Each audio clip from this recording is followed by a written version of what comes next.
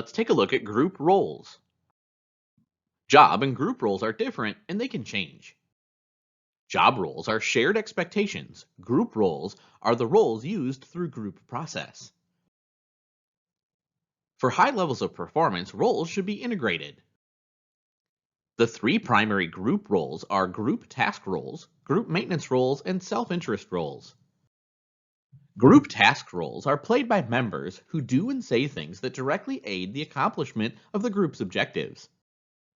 Group maintenance roles are played by members who do and say things to develop and sustain the group process with cooperative behavior to benefit others or the entire team. Self-interest roles are played by members who do and say selfish things, often hidden agendas, that help themselves at the expense of other members or the entire group. To be effective, a group must have members who play task roles and maintenance roles while minimizing self-interest roles. If you're a manager or a team member, you should be aware of the roles group members play.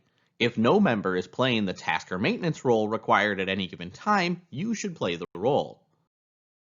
To create a win-win situation, you balance personal and organizational interests.